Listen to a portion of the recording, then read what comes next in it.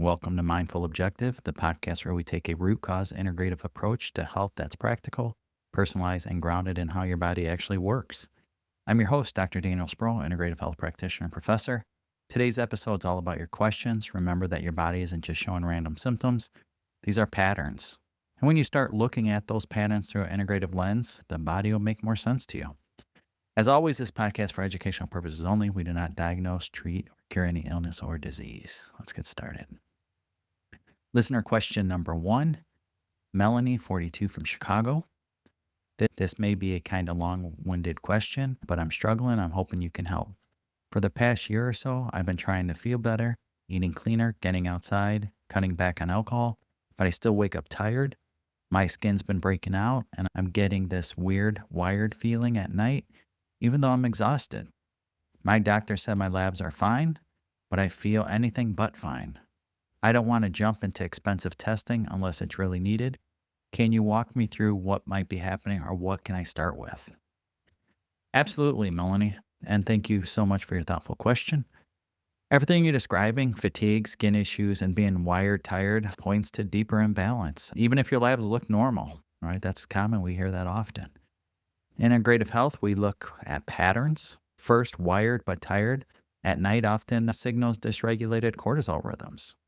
Your stress hormone may be spiking when it should be winding down. And I know this very well because that was my issue. So this could be due to blood sugar crashes, overstimulation from screens or late workouts, or overwhelmed nervous system. Try gentle practices like magnesium glycinate at night, castor oil packs, or even adaptogens like ashwagandha or holy basil. Those are 2 good ones. Second, your skin breaking out, again, may be tied to liver detox capacity or hidden gut imbalances. The skin is often your body's backup detox organ. If you're already eating clean, adding cruciferous vegetables and gentle liver support like dandelion or NAC can help the liver push things through more efficiently. And finally, your fatigue issue, despite rest, could be nutrient related. Many women in their 40s need support of B vitamins, iron, thyroid cofactors, or even mitochondrial nutrients like CoQ10. If you're open to the first test, the organic acid test, we talk about this one a lot, is one that gives insight into gut health, energy production, and detox, all in one simple test. It's one of our best tests to go to. Start slow, add back supportive nutrients, track your sleep or energy in a journal, and consider testing once you got a baseline habits in place. You're on the right track, so definitely don't give up. Listener question number 2, Jason, 39 from Naperville, Illinois. It's a local one here. Hey there, my wife listens to your show and I picked up a few episodes while driving, and honestly, I got questions too. I'm not into supplements or doing tons of biohacking stuff, but I do care about staying healthy long term. I just turned 39. I'm starting to think things like heart health, mental focus, and avoiding burnout. I eat okay, exercise regularly, and sleep decently. But are there basics I should be doing now to avoid big problems later? Jason, I appreciate you chiming in, especially with a preventative mindset, which is what integrative health is all about. So even if you're not into heavy routines or supplements, there's still a few key pillars that keep you strong and sharp heading into your 40s and beyond. So let's talk about cardiovascular health first. You're at the perfect age to check markers like lipoprotein, homocysteine, and high-sensitive CRP.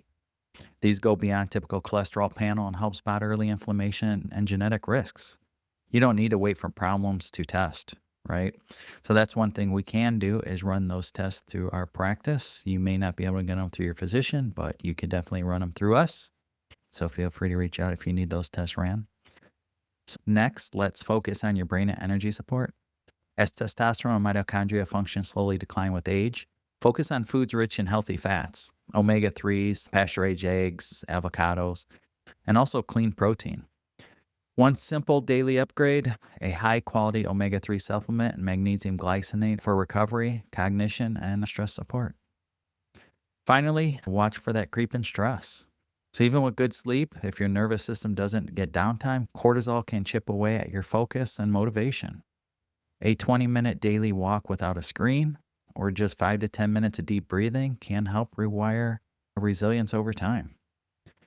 You're already doing the right things, just round it out with the inside stuff that doesn't always show up at surface level labs. All right, on to listener question number 3. Lily, 34, from Chicago, Illinois, another local. Okay, this is a little embarrassing, but can constant bloating mean something's more serious than just eating the wrong foods? I'm bloated almost every day, and it feels like I can never get rid of it. I tried probiotics, cutting dairy and gluten, even digestive enzymes, but it always comes back. Could it be something like SIBO? That's small intestinal bacterial overgrowth. And what can I even do about this? Lily, there's no need to be embarrassed, right? This is very common. Bloating is one of the most common symptoms people deal with. It's often misunderstood and oftentimes dismissed. You're absolutely right to wonder if there's something deeper going on. And yes, SIBO, again, that small intestinal bacterial overgrowth, is a real possibility when bloating is chronic and doesn't respond to typical fixes. SIBO occurs when bacteria that should be in your large intestine migrates upward towards your small intestine, where they ferment carbs and fibers, leading to gas, bloating, and sometimes constipation and diarrhea. It's tricky because even healthy foods like garlic, onions, and broccoli can trigger symptoms. So here's what I suggest. Let's get started with a SIBO breath test. Measures hydrogen and methane gases and confirms the type of overgrowth. If positive, options include herbal antimicrobes like organic oil, berberine, or garlic extract. Binders like activated charcoal, especially during die-off phase. A low FODMAP diet temporarily to starve that bacteria. Once the overgrowth is down, rebuild the gut lining with products such as glutamine, zinc, carnosine, and spore-based probiotics. So if SIBO is negative, you may want to explore yeast overgrowth, low stomach acid, or enzyme deficiencies. Again, organic acid test, a great test. Don't keep guessing, get to the root. We could definitely look at the different options out there and rebalance that body to give you long-term relief. On to the next one. Next one is Natalie, 45, from Austin, Texas. I'm in perimenopause, and I feel like I'm living in someone else's body. My periods are all over the place, my sleep is trashed, and I'm getting so irritable over the smallest things, which isn't like me. My doctor offered antidepressants, but didn't check any hormones. Is this really just aging, or can I be doing something more to feel balanced? Natalie, thank you for sharing. You're right. This isn't just aging. It's your hormonal transition, and it deserves more attention than it usually gets. Perimenopause is a roller coaster of estrogen and progesterone fluctuations, often paired with rising cortisol and dropping testosterone. The symptoms you're describing, irritability, sleep disruption, irregular cycles, are common. So what you're missing is likely full hormone picture, including estradiol and progesterone, DHEA and testosterone, cortisol rhythm, thyroid panel such as TSH, free T3, free T4, antibodies, a Dutch test or blood draw on days 19 to 21 of your cycle. If your cycles are still regular, these can provide clarity. For support, consider chasteberry with Videx to support progesterone, magnesium and B6 for mood regulation, ashwagandha and rhodiola to help with adrenal stress. You might also benefit from bioidentical hormone therapy or targeted nutrients, but again, only after testing.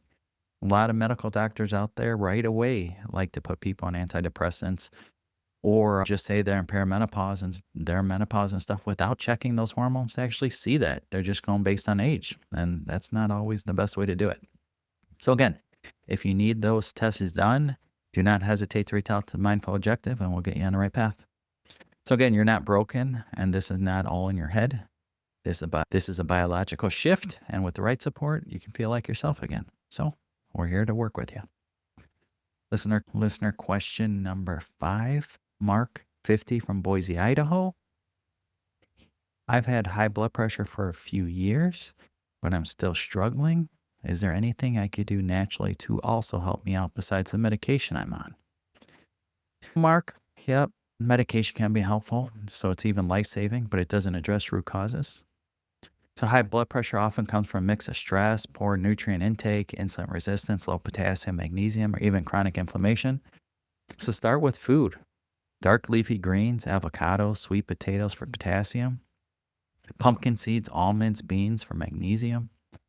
Add a daily serving of beets and beet powder. They're rich in nitric oxide, which helps dilation. Reduce sugar and processed carbs to support insulin sensitivity. And again, I know we talked about blood pressure before, but support can include a magnesium glycinate, 300 to 400 milligrams usually. CoQ10 is a good one, 100 to 200 milligrams. Omega-3s, hibiscus tea, 1 to 2 cups daily.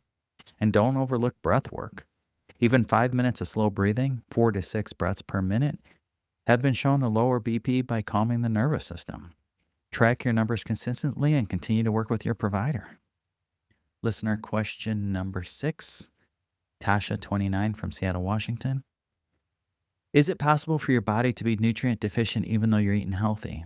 I cook at home, I eat tons of veggies, and I take a multi, but I still feel foggy, have dry skin, and my hair sheds a lot. My labs didn't show anything unusual. Could something be missed?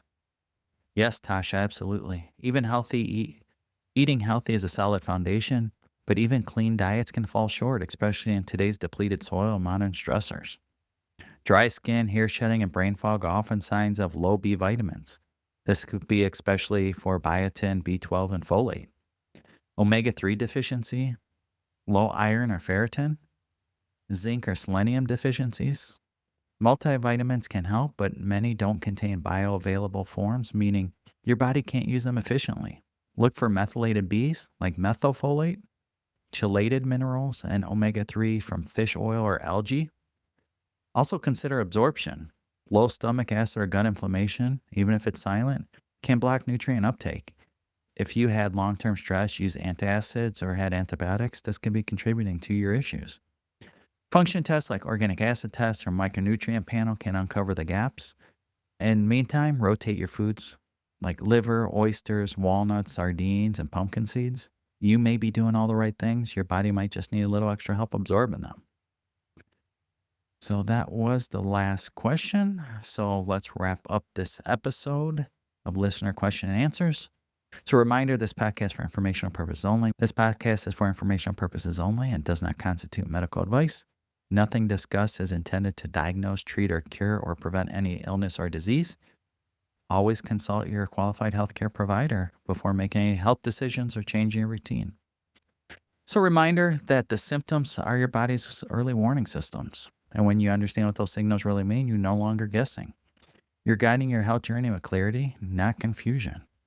Be sure to share this episode with people you know, as it helps educate and heal others, which is our primary goal. So want your question featured in future episode of Mindful Objective? Head to mindfulobjective.com/podcast and submit it there. Be sure to also follow us on social media at Mindful Objective. So until next time, stay grounded, stay curious, and keep tuning into the signals your body's trying to tell you. Stay well.